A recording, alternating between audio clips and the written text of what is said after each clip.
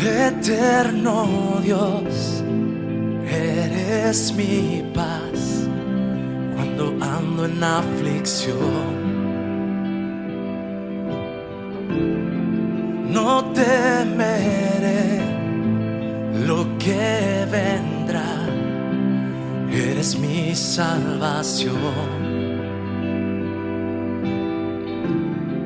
Conmigo estás, tú has sido fiel, aun en mi debilidad. En ti pondré toda mi fe, nunca me dejarás. Cristo mi refugio, ancla de mi fe. Tú estás conmigo, nada temeré. Poderoso Dios, poderoso Dios, eres tú.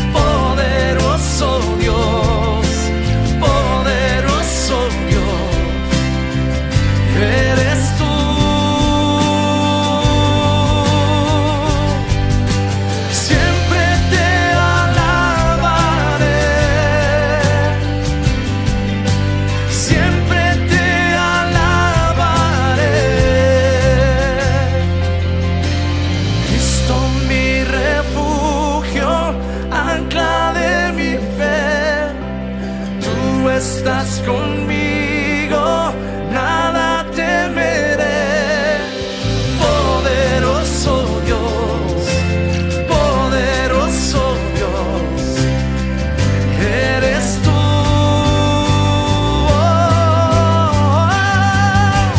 Cristo mi refugio, ancla de mi fe.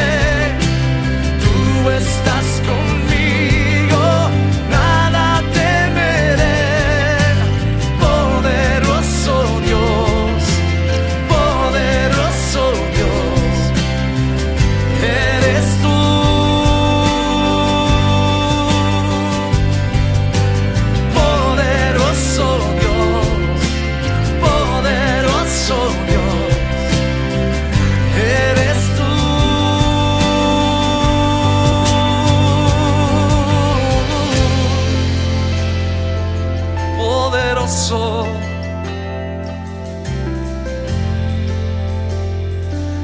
mi refugio eres tú.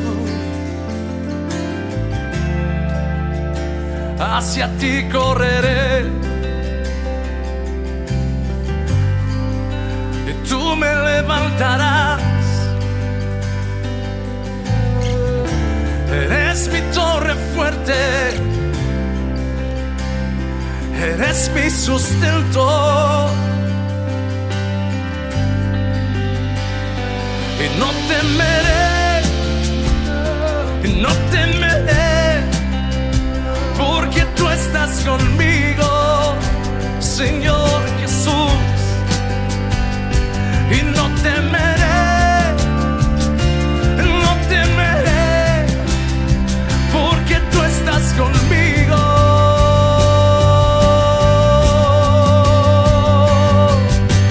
Cristo mi refugio, ancla de mi fe.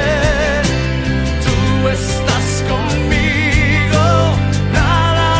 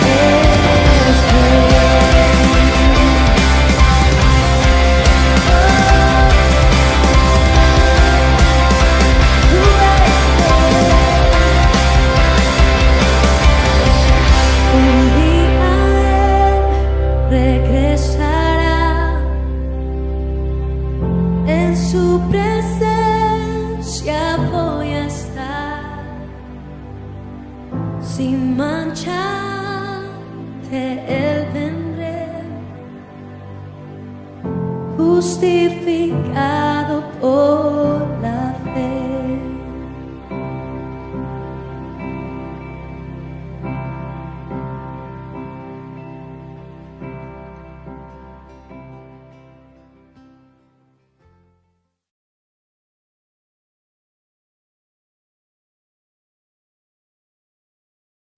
Buenos días, bendecido domingo. Voy a tener que decirle buenas noches porque este video se lo va a estar subiendo para este domingo 4 en el tiempo, en el horario que tenemos que teníamos el culto para la familia, que es a las 20 horas. Así que, bueno, queremos que nos vean la cara. Y quiero agradecer todo el esfuerzo y el trabajo de Gustavo, que nos está ayudando en todo esto, lo que tiene que ver con la grabación y la filmación, y podemos hacer también mostrarle y seguir con los estudios de nuestro profeta Gabriel los miércoles, y también los mensajes de la escuela bíblica para los niños con Fabián y Betina. Así que gracias, Gustavo, por todo este esfuerzo, y oramos para que Dios siga levantando recursos y medios y posibilidades, porque creemos que esto, sea como sea, ya va a quedar para el ministerio de la iglesia. Así que, bueno, bienvenidos acá a este tiempo, que es un tiempo en el Señor, y queremos ir creando el ambiente para este culto de esta noche. Yo quiero leer un salmo y tener un tiempo de oración. Y el Salmo 91 es un salmo que se ha citado muchísimo en estos días, y quiero leer algunas frases de este salmo, que dice así. Comienza diciendo: el que habita al abrigo de Dios morará bajo la sombra del Omnipotente. Y acá comienza hablando de la condición y de la promesa que tenemos los que confiamos en Él. Refugio mío y fortaleza mía. Esto es maravilloso. Y sigue diciendo: Él te librará del lazo del cazador, de la peste destructora. Después dice en el 4 que con sus plumas, usando la figura de la gallina que cuida sus polluelos, dice, te cubrirá, y debajo de sus alas vas a encontrar refugio. En estos tiempos es para poder crecer en la intimidad con el Señor, en la confianza con el Señor. Así que ni la pestilencia que anda en la oscuridad, ni la mortandad en medio del día te va a tocar. Y después sigue diciendo: van a caer a tu lado 1000 y 10.000 a tu izquierda, pero a ti no te llegará. Tremenda promesa que tenemos en la palabra del Señor. Así que queremos poner nuestra confianza en el Señor, y en base a esta promesa tener este tiempo de oración. Y vamos a orar por todas las necesidades, así como hacemos en cada culto. Papá del cielo, venimos delante de tu presencia, nosotros como hijos tuyos, confiando de que en ti encontramos el oportuno socorro para cada una de nuestras necesidades. Y queremos poner a cada uno de los hermanos delante de tu presencia. Aquellos hermanos que en este tiempo de cuarentena tienen que pasarla totalmente solos en su casa, no tienen ningún familiar. Por todos aquellos hermanos, me acuerdo de Ezequiel, me acuerdo de Patricia, me acuerdo de tantos otros hermanos que están solos, totalmente, literalmente solos en su casa, y tienen que pasar. Que tu presencia los acompañe, Señor, que tú les renueves la fe, la confianza, y oramos en forma especial. Pero también queremos orar por Mabel, por Moisés, queremos orar por Tita, nuestros queridos hermanos que están luchando por una enfermedad. Creemos en tu poder sobrenatural y enviamos tu bendición. Renuévales por la mamá de Vivi, que también me acuerdo, por el sobrino de Vivi Carabajal, que estuvimos orando, que existía la posibilidad que él tenga esta peste. Pero gracias a Dios, Señor, que tú lo guardaste, aun cuando está todavía allí en Saespeña, lo bendecimos y enviamos tu sanidad, Señor. Y también a todos los demás hermanos que por una y otra razón están pasando por un tema de enfermedad. Pero también queremos acordarnos, Señor, de la parte económica. Sabemos, Señor, que este tiempo muchos no pueden trabajar, muchos no tienen los recursos necesarios.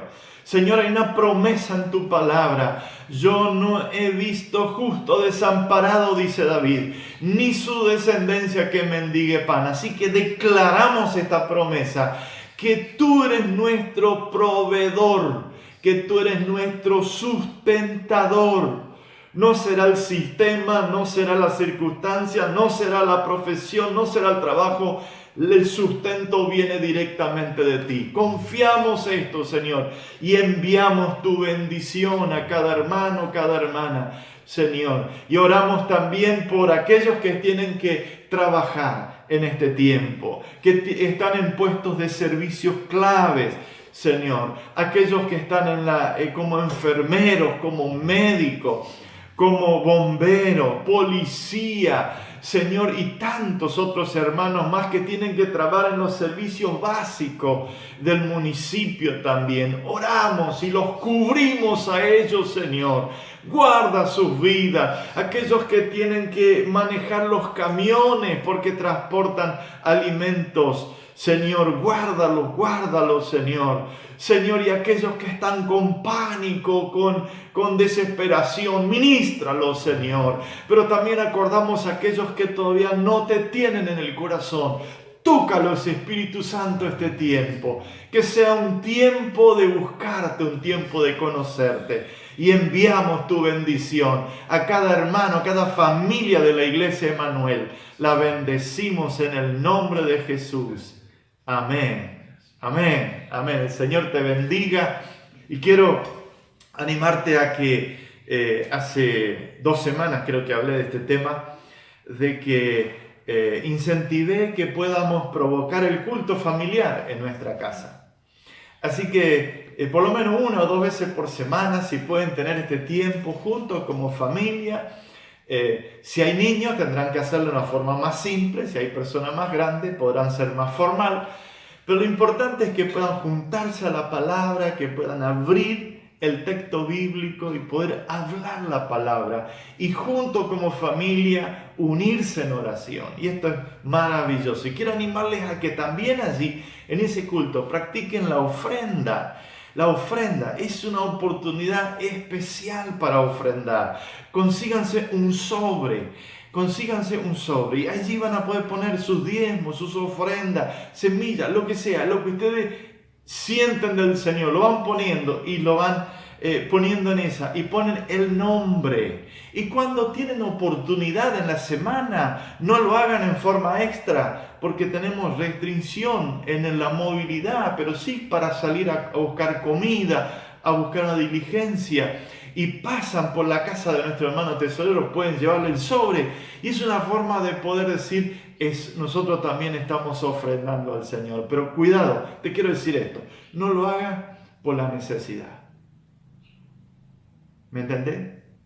Hacelo como una oportunidad para adorar a Dios. Si crees que tenés que hacerlo porque la caja de la iglesia necesita, no lo hagas. Pero sí quiere decir, Señor, nosotros queremos seguir fieles, apoyando la obra como tú enseñas en tu palabra. Entonces quiero darte la oportunidad que lo puedas hacer.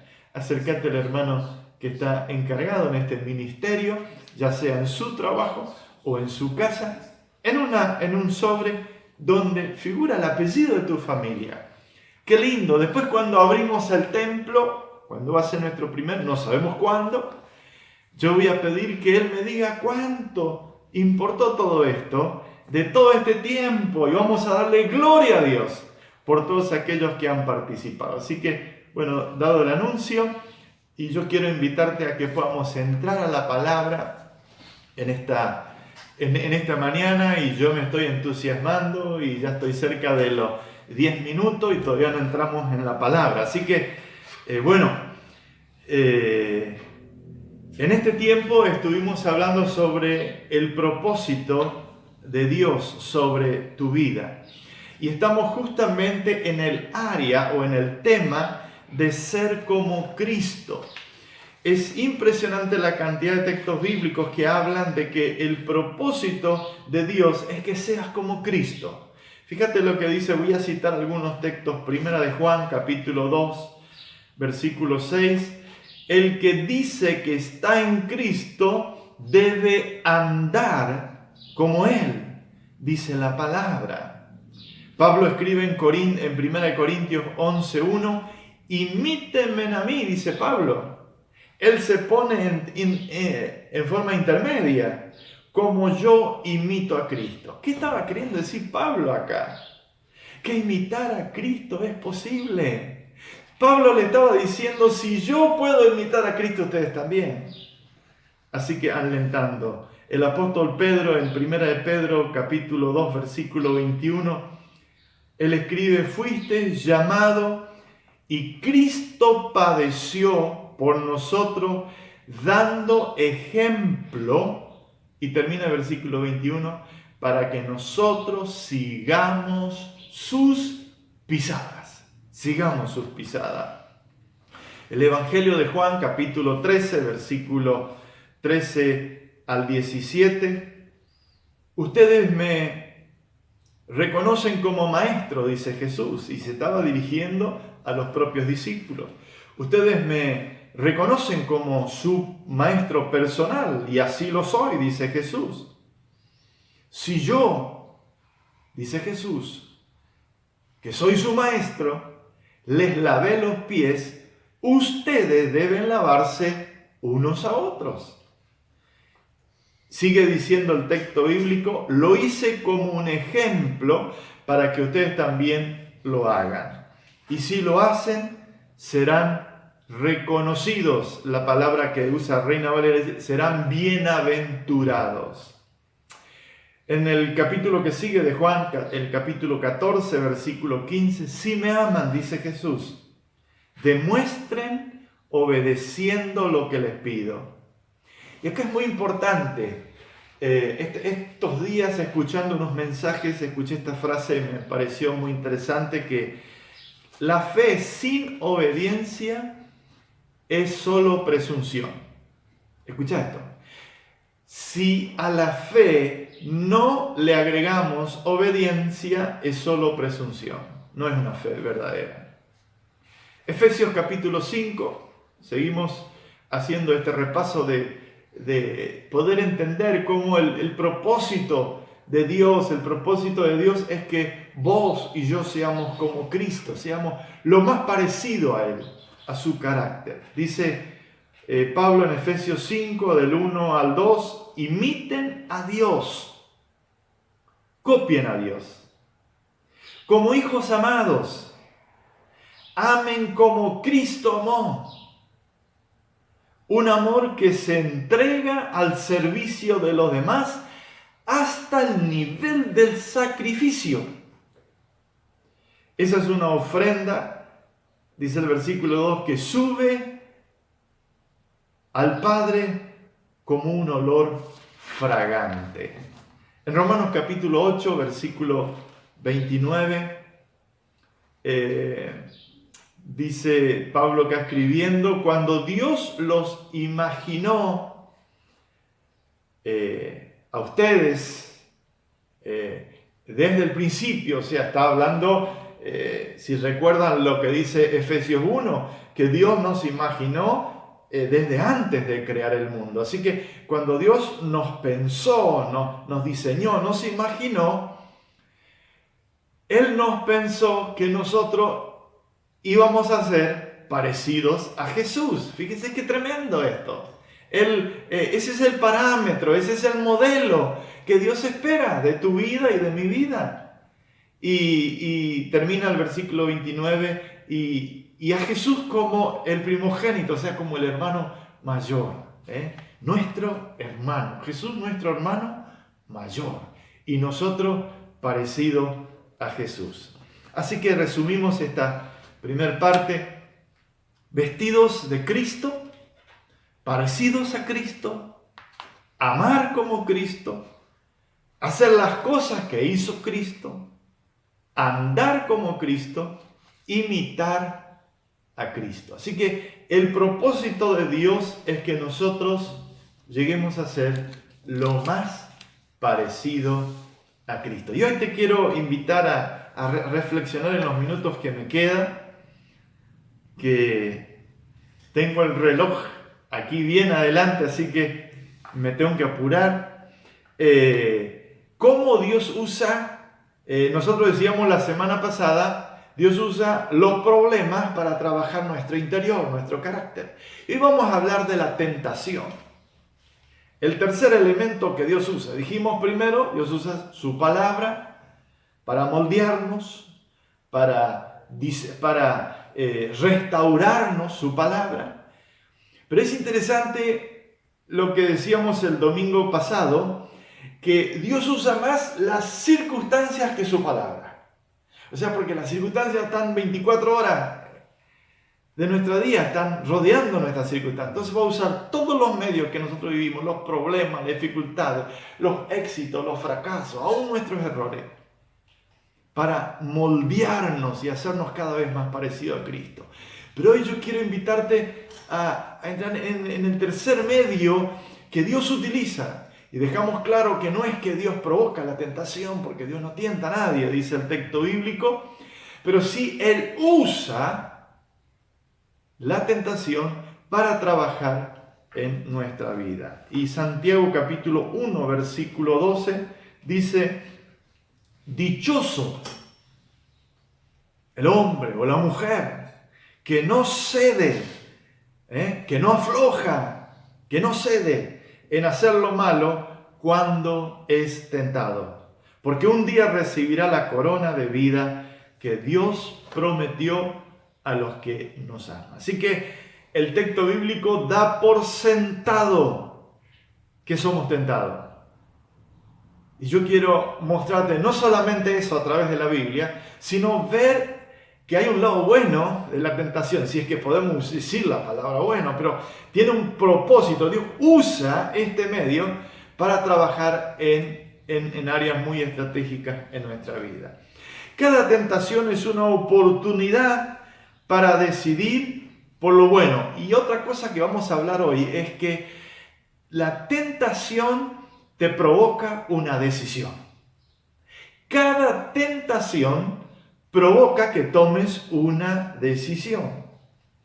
En el camino a la madurez, la tentación se transforma en el escalón más que en una piedra de tropiezo. Escucha bien esto. En este proceso de ir madurando y creciendo como Cristo, la tentación se transforma en una escalera para poder ascender, porque es la oportunidad que nosotros decidimos, y decidimos no ceder la tentación, sino hacer lo correcto, hacer lo bueno. Siempre y cuando, escucha bien esto, siempre y cuando comprenda que cada tentación es una nueva oportunidad para elegir entre lo correcto y lo incorrecto. Ahora, tenemos que saber que así como el diablo intentará destruirte, Dios querrá usar para tu crecimiento y para tu desarrollo.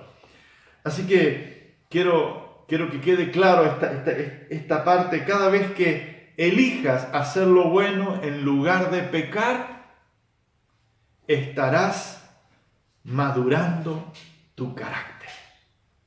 Repito, cada vez que elijas hacer lo bueno en la tentación, La tentación te provoca una elección, sí o sí. No podés no elegir. Tenés dos caminos. Cada tentación te ofrece la posibilidad de elegir. Y haces lo bueno, en lugar de pecar, estarás madurando tu carácter. Así que decimos que la tentación provoca una elección. Si decides hacer lo correcto, se va a transformar en una escalera. Tendrás un ascenso en madurar tu carácter. Y para entender esto, debemos identificar el carácter de Cristo, porque decíamos al comienzo que el propósito de Dios es que seas cada vez más parecido. Entonces, ¿cómo es el carácter de Cristo? Esta es la pregunta que nos hacemos ahora al iniciar. Y tenemos que ir a Gálatas 5, donde habla del fruto del Espíritu. Y fíjense lo que dice Gálatas 5, 22 al 23. El fruto del Espíritu. Y quiero que tengamos claro acá, que habla, es uno solo. No son 9. Es un fruto. Es uno solo. Que tiene varios componentes, pero es un solo el fruto. El fruto, dice en singular, del Espíritu es amor, gozo, paz, paciencia, benignidad, bondad, fe, mansedumbre, templanza. Y permitime terminar con una versión propia, el versículo 23. Contra tal fruto nada podrá hacerle frente. Es el fruto del Espíritu, es la cualidad, es el carácter de Cristo en plenitud en tu vida, en mi vida. Estas 9 cualidades es una versión ampliada de lo que Jesús llama el gran mandamiento. Allí en Mateo 22, del 37 al 40, cuando le preguntan a Jesús, ¿y qué es lo que tenemos que hacer? Y Jesús les simplifica, pero lo deja bien claro y dice allí en Mateo 22, 37, amarás al Señor tu Dios con todo tu corazón, con toda tu alma y con toda tu mente. Y el segundo mandamiento, dice, es parecido. Amarás a tu prójimo como te amas a ti mismo. Y termina el versículo 40. Toda la enseñanza bíblica o toda la ley, dice el texto bíblico, que se habla del texto sagrado, de la revelación de Dios, de lo que Dios espera, todo eso, por eso podemos decir, toda la enseñanza de la Biblia está resumida en estos 2 mandamientos. Otra pregunta que nos podemos hacer es ¿cómo se produce ese fruto? Este fruto que estamos hablando, del fruto. Y sabemos que toda fruta tiene su proceso y llega a la maduración lentamente. Y esto pasa también con nuestro crecimiento espiritual. Y la otra pregunta es ¿cómo la tentación puede transformarse en un medio de crecimiento? Entonces decimos que Dios utiliza la tentación para producir exactamente la cualidad contraria a lo que la tentación nos ofrece. Voy a repetir esta frase. Dios utiliza la tentación para producir en tu interior una cualidad o una actitud contraria a lo que la tentación te está ofreciendo. Vamos a explicar un poquito más esto. Cada tentación te lleva, dijimos, a una elección. Y la única manera de crecer es tomando buenas decisiones, eligiendo correctamente. Y la tentación es el único medio que provoca este ámbito de tener que tomar una elección. Vamos a dar algunos ejemplos prácticos. Dios nos enseña cómo Dios te enseña a amar a vos. Bueno, te enseña, dijimos hace unos cuantos domingos, a través de la palabra. Hay un mandamiento que dice que tenemos que amar a nuestro prójimo. Dios también te enseña a amar a través de los problemas, de las dificultades, pero fíjate cómo a través de la tentación, poniéndote delante tuyo persona desagradable. Pues sí, ¿cómo puede ser esto? Dios me va a enseñar a amar poniéndome delante mío persona desagradable. Es lógico esto, porque para amar a personas encantadoras no necesitas fuerza de voluntad, eso sale automáticamente y aún sin pensar. Pero para amar a personas desagradables, debes pensar, y pensar bastante. Y tendrás que decidir entre odiar o amar. Y si decidís amar, vas a estar creciendo en tu actitud a semejanza de Cristo. Esto lo explica Jesús en Mateo 5, del 46. Si ustedes aman a los que le aman, esto lo hacen también la gente que no cree en Dios, dice el texto bíblico.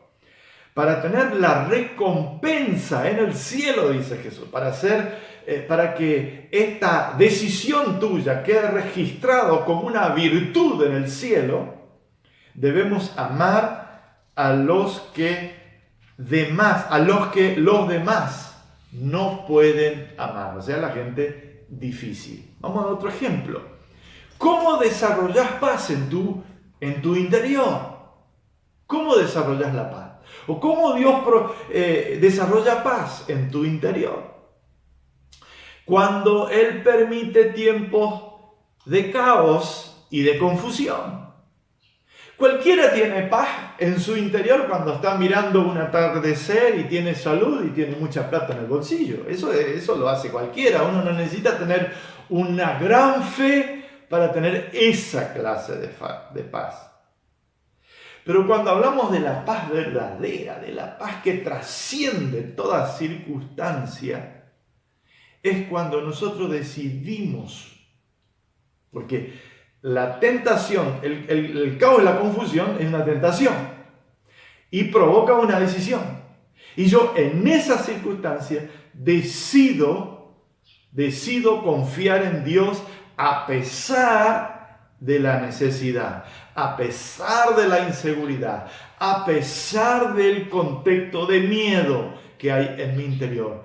Yo decido creer en Dios y descansar que Él es mi papá y que yo estoy en el hueco de la mano y que sea lo que sea, yo estoy cuidado y protegido por el Señor. Y esto produce paz. Y este es el propósito que Dios usa, una tentación para hacernos crecer, como dijimos, para lograr una actitud contraria a la tentación.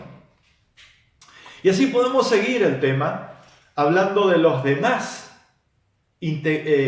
partes del fruto del Espíritu, que hablamos que habla el texto bíblico allí en Gálatas, de la paciencia, benignidad, cuando habla de la bondad, de la fe, de la mansedumbre y de la templanza. Y qué bueno es que poder poner nuestra confianza en Dios. Y cuando yo oraba y buscaba esta palabra del Señor, recordé este testimonio de este niño que viajaba en un buque grande, en un barco de alta mar, que entró en una tormenta muy fuerte en el mar. Las olas querían entrar sobre la embarcación, toda la gente, aún la tripulación, los marineros comenzaron a preocuparse, a asustarse. Y este niño, casi adolescente, se acerca a un marinero y permítanme, me emociono, porque le dice: ¿quién está manejando? Y el marinero le dice: tu papá es el capitán. Entonces el niño se acostó a dormir, porque sabía que su papá era un buen capitán. Si este niño puede confiar en su papá biológico, ¿cuánto más nosotros podemos confiar que ninguna plaga tocará, Y si nos tocará, es porque Dios decide que es lo mejor para nosotros. Así que no demos lugar al miedo, no demos lugar a la duda. Estamos en las manos del Señor. Y esto es lo maravilloso de la palabra del Señor. Seguimos adelante. Dios utiliza la situación opuesta de cada fruto para que podamos decidir. Nadie puede, escucha bien esto, nadie puede decir yo soy bueno si nunca tuviste la oportunidad de hacer lo malo, si nunca fuiste tentado a hacer lo malo. Nadie puede decir que es una persona fiel si nunca tuviste la oportunidad de ser infiel. Así que la integridad se construye decidiendo no ser deshonesto, aun cuando esa decisión sea perder dinero, amigos, fama y aún ser criticado. La integridad se construye por buenas decisiones, por decidir no ser deshonesto. La humildad crece cuando decidimos no ser orgullosos, no ceder ante las ofertas que nos hacen los demás para incrementar nuestro ego, no ser orgullosos. La paciencia se hace más grande cuando rechazas la posibilidad de rendirte. De esa manera dice el texto bíblico que la paciencia comienza a crecer en nuestro interior. Cada vez que decides por lo correcto, estarás derrotando una tentación y te pareces más a Cristo. Esta es la introducción. Pero tengo 2 puntos solamente para compartir en esta noche. ¿Cómo opera la tentación? El primer punto, ¿cómo opera la tentación? Y cuando decimos cómo opera la tentación, tengo algo muy bueno para contarte, una buena noticia. Satanás es completamente predecible. Siempre utiliza el mismo método. Él tiene un protocolo y al pie de la letra esos 4 puntos que quiero compartirte hoy, él funciona punto 1, punto 2, punto 3 y punto 4. Esto lo hizo con Adán y Eva, lo hizo con Jesús, lo hace conmigo y lo hace contigo. Así que, entonces quiere decir que nosotros tenemos la posibilidad de prepararnos, de anticiparnos a cada tentación. Pablo escribe en 2 Corintios 2, versículo 11, y voy a leer en la versión actual, dice, ya conocemos sus intenciones, y está hablando de las intenciones de Satanás. Por eso, no lo hagamos demasiado grande al diablo. El diablo es demasiado diablo para ser tan sabio y tan inteligente. Siempre él va a mostrar su falencia. Y qué bueno que poner nuestra confianza en el Señor y usar las armas que Dios nos dio, su palabra. Y sabemos que podemos decir como Pablo, todo lo puedo en Cristo, porque Él es mi fuerza. Qué maravilloso la promesa del Señor. Desde la Biblia entonces aprendemos que la tentación sigue religiosamente 4 pasos. Eso si te lo podés grabar, grábalo. Estos mismos, dijimos, utilizó con Adán y Eva, con Jesús, y lo utiliza con vos y conmigo. Vamos al primer paso. ¿Cuál es el primer paso? El primer paso se concentra en el deseo. El deseo. Todos tenemos deseos. No está mal tener deseos. Pero toma atención a esto. Satanás lo primero que va a hacer es va a identificar un deseo en tu corazón. Así comienza todo proceso de tentación. Él va a identificar un deseo en tu corazón.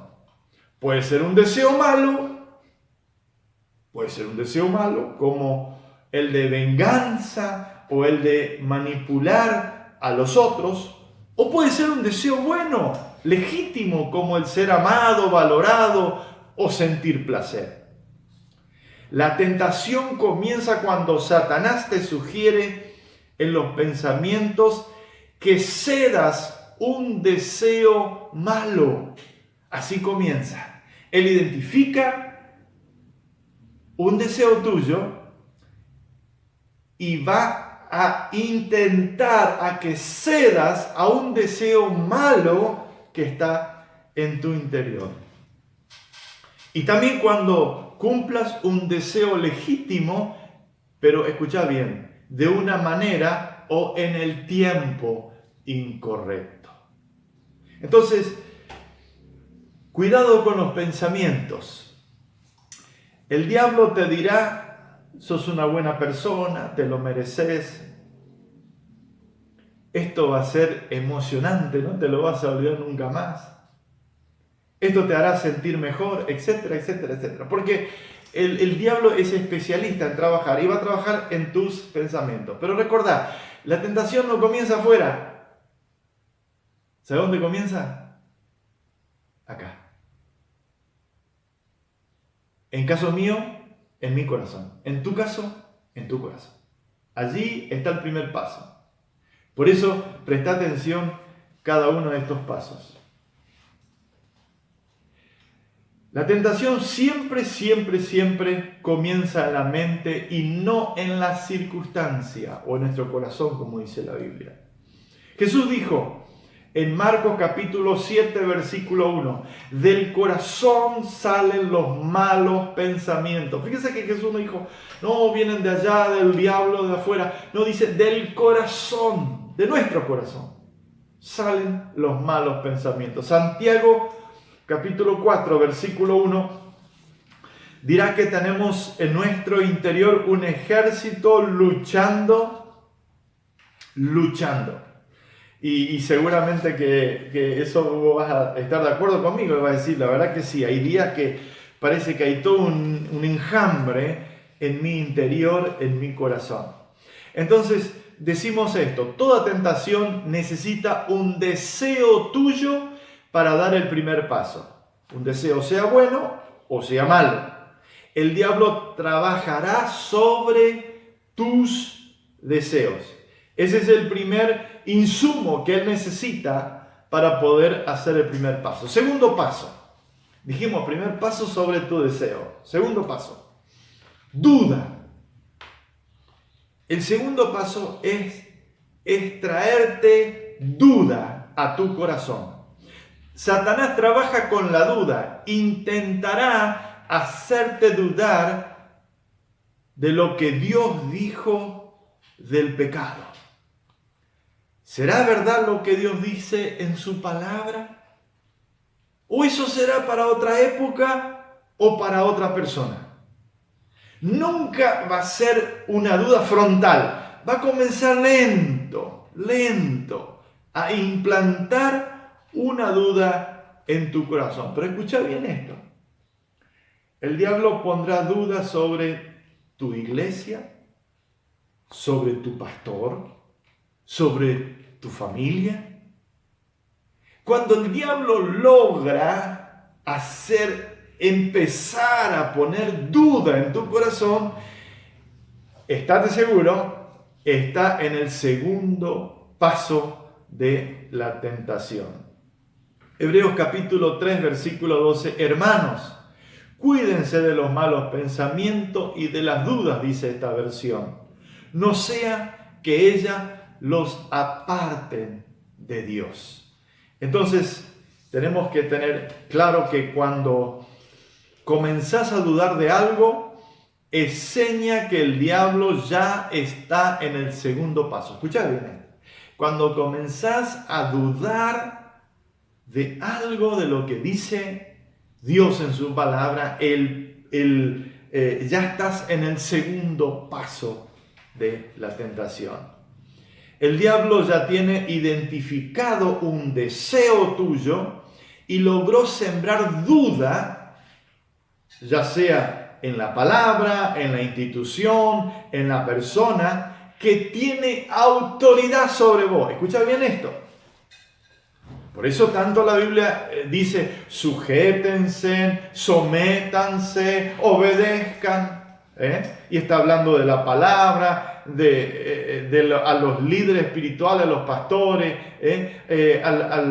a nuestra familia, a las autoridades civiles. ¿Por qué?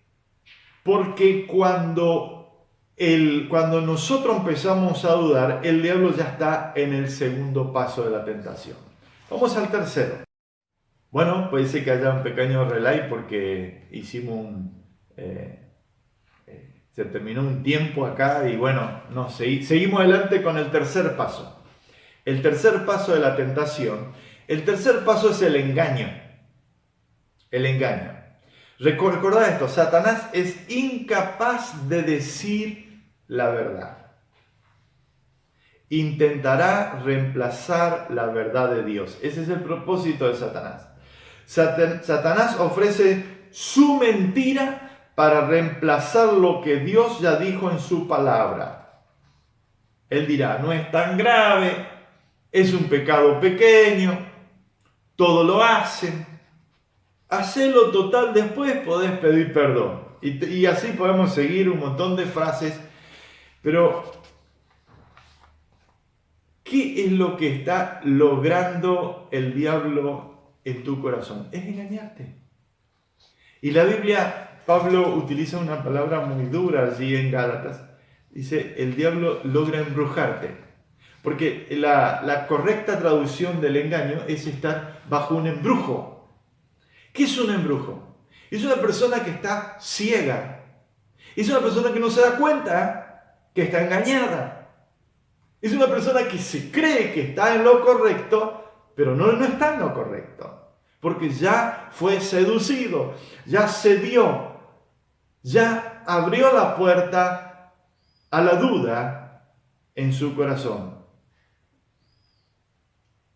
Como ya el diablo te apartó de lo que es autoridad de Dios sobre tu vida, dijimos, su palabra, la iglesia, el pastor, tu familia, son autoridades puestas por Dios sobre tu vida. Cuando Él ya te apartó de eso, te vendó los ojos y ya estás en el tercer paso. El tercer paso es el engaño. Es el engaño. El cuarto paso de la tentación es la desobediencia. Es como la conclusión. Si cediste en los tres pasos anteriores, sí o sí vas a caer en el cuarto. Eso será cuestión de tiempo. Así que ya, si cediste en los tres primeros, ya se puede predecir cuál va a ser el final. Y el final es el cuarto. La desobediencia. El cuarto es la desobediencia. Santiago capítulo 1, versículo 14 al 16 dice, cada uno es tentado, todos somos tentados, de su propio deseo. Está hablando de algo adentro. Es seducido y después de haber planeado en la mente, dice esta versión, lo concreta en la práctica.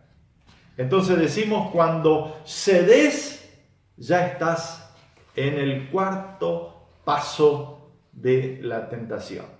Pero bueno, esto identificamos nosotros cómo trabaja Satanás. Y yo te dije hoy, él tiene este protocolo que lo cumple a rajatabla. Así que si cediste en la tentación, y bueno, ya es por tu incapacidad, porque es tan claro en la Biblia, tan claro que el diablo usa rigurosamente estos cuatro pasos. Así que si te sujetas a la palabra, a la autoridad que Dios puso sobre tu vida, va a ser imposible que vas a poder ceder, porque vas a tener esta cobertura espiritual sobre tu vida. Pero vamos al último paso, que es cómo vencer, que es lo más importante. ¿Cómo yo venzo la tentación? Y lo primero que tenemos que nosotros tener muy en cuenta en no dejarnos intimidar, porque el diablo lo primero que va a querer lograr es intimidarte. El diablo trabaja psicológicamente. Él te va a querer mostrarse todopoderoso sobre vos, sobre todas circunstancias, cosas que vos te sientas, que te derritas ante su poder. Recordá, él es el padre de mentira, así que va a dibujar en tu mente. Es un artista fabuloso el diablo, que dibuja tu imaginación. Así que ten en cuenta esto, no te dejes intimidar. No te asustes cuando seas tentado. No te asustes cuando seas tentado. Cuanto más cerca de Dios quieras caminar, más seguido e intenso serán las tentaciones. Recordá esto, los que ya cayeron no necesitan ser más tentados. Si estás experimentando tentación, es la primer señal de que estás en el camino correcto, porque es que el diablo está interesado en mí. Así que en varias oportunidades algunos se acercaron y me dijeron, pastor, le tiraron un trabajo de sangre, le tiraron sal, le tiraron esto, trabajo, aquello. O sea, es evidente, yo sé que los diablos, los brujos, los demonios están trabajando, porque trabajan en los creyentes y sobre los pastores trabajan mucho más que eso. Así que no es una novedad eso, tampoco tenemos que escalofriarnos, porque la Biblia dice que el diablo está trabajando, y mucho más este tiempo, que sabe que tiene poco tiempo, que el Señor pronto vuelve. Entonces va a aumentar. Así que tenemos que saber que esto es normal, tenemos que saber cuál es el protocolo que el diablo usa para poder enfrentarlo. Así que no te dejes intimidar, lo primero. 1 Corintios capítulo 10, versículo 18, nadie recibió una tentación imposible de vencerla, dice Pablo. Dios le dará los medios para salir de ella. Así que a nadie tiene la oportunidad de decir, uy, esto fue demasiado grande, me venció. No. Decidiste por lo malo, tomaste la decisión mala. Es un derecho tuyo, vos podés decidir, pero te equivocaste en la decisión. Porque Dios da la posibilidad y los recursos para tomar las buenas decisiones. Así que no es pecado, esto es muy importante, no es pecado ser tentado. En Hebreos capítulo 4, versículo 15, Jesús dice, entiende nuestras debilidades, porque Él fue tentado en todo sin pecar. Así que los pecados más horribles que te pueden pasar, las tentaciones más horribles que te pueden pasar, que te pueden suceder, bueno, a Jesús también le pasó. Porque Él dice pero con la diferencia que Él no pecó en ninguna. Así que prepárate, porque el diablo en lugares más insólitos, si yo les cuento a veces a algunos hermanos, ¿saben dónde dónde el diablo más me tienta? Cuando yo estoy sentado antes de subir a predicar. Ustedes ni se imaginan mi cabeza cómo me atraviesa tantos pensamientos. Hay veces que tengo que hacer guerra espiritual, expulsar a estos demonios de mi mente, porque es tan porquería el diablo que quiere intimidar. Y cuando logra eso, ya prácticamente nos puede manejar. Así que fuerza, hermano, es normal que seas tentado, pero así como es normal que seas tentado, tenés todos los recursos bíblicos para tomar buenas decisiones. No te dejes vencer por lo malo. Algunos, y acá es muy importante hacer una pequeña aclaración, algunos no logran diferenciar en lo que es una atracción física y lo que es una lujuria. Y vamos a explicar especialmente esto, que esto se da en el ámbito sexual. Es natural, te quiero decir esto, es natural que vos sientas atracción, eso es natural, no es pecado. Yo a veces le digo algunos muchachos con cariño, ¿no? Les digo, mirá, si vos no te sentís tentado, yo tengo que orar por tu vida, porque es normal que seas tentado, ¿eh? Y sabemos que a las hermanas también le pasa lo mismo.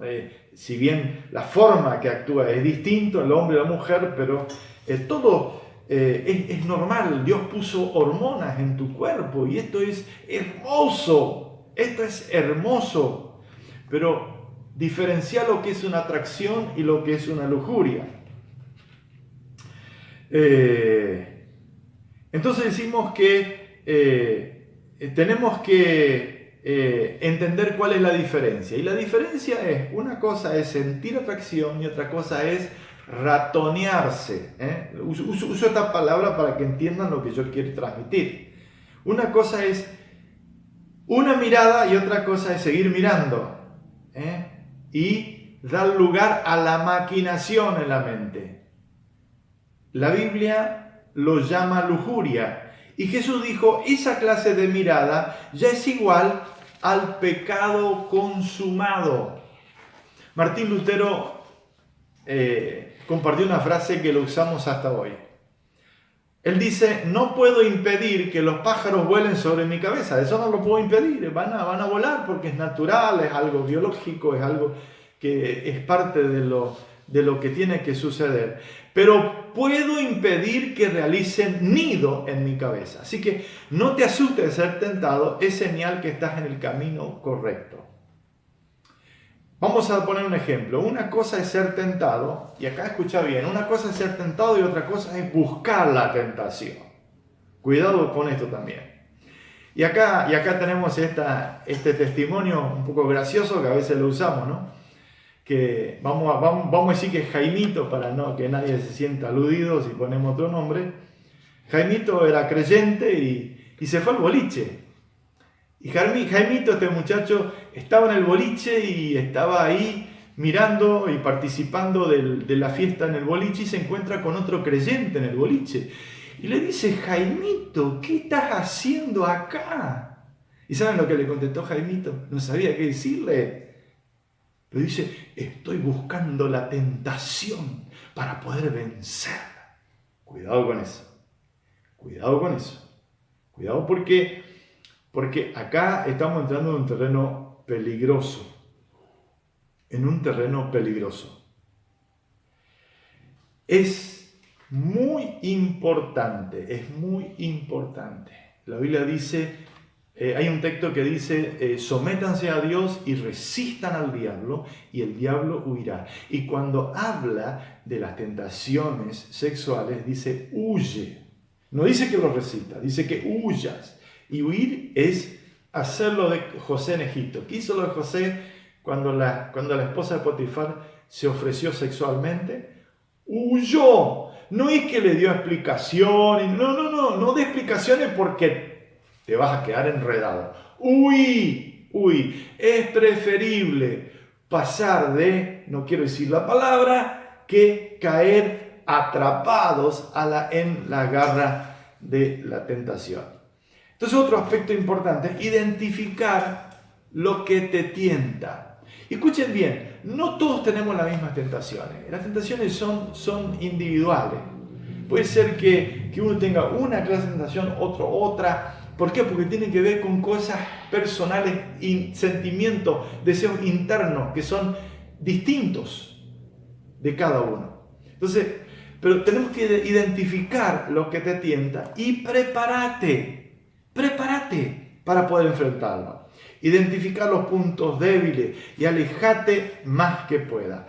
Aferrate de la autoridad de la palabra de Dios. Sujetate a la iglesia, al pastor, a tu familia. Habla con las personas que tienen autoridad sobre tu vida y habla sobre tus debilidades. Cuando vos sacás a la luz, esto es un principio, porque el diablo trabaja en la oscuridad, en el no digas.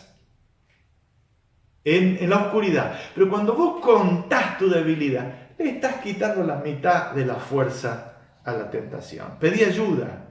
Pedí que otro hermano te aconseje.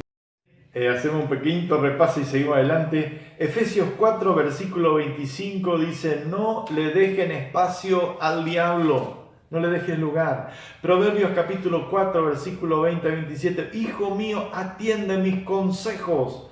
No descuide mi palabra. Guárdalas en tu corazón.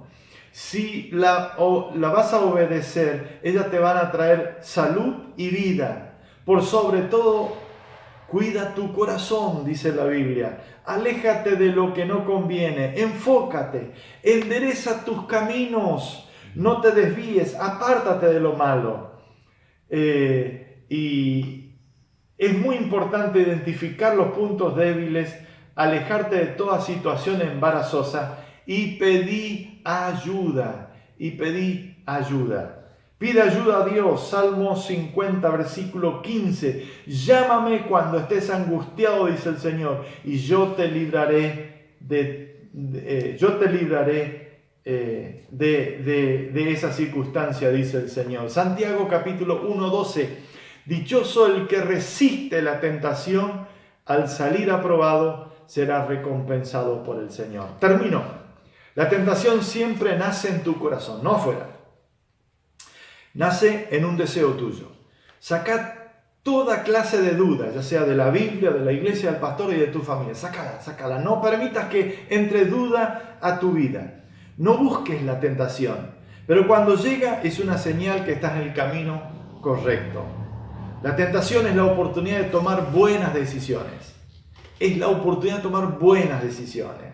Y por último, cada decisión correcta te hará más parecido a Jesús. Déjame orar. Padre, yo bendigo a mis hermanos y declaro que se levanta una generación de guerreros poderosos que van a vencer la tentación, capaces de tomar decisiones buenas. En el nombre de Jesús, te declaro bendecido, que tengas una bendecida semana y en cualquier momento nos encontramos. Recordad, la semana que se inicia vamos a estar hablando de las fiestas del Señor, estamos entrando en Pascua, los tiempos del Señor, así que estate en conexión. Dios te bendiga.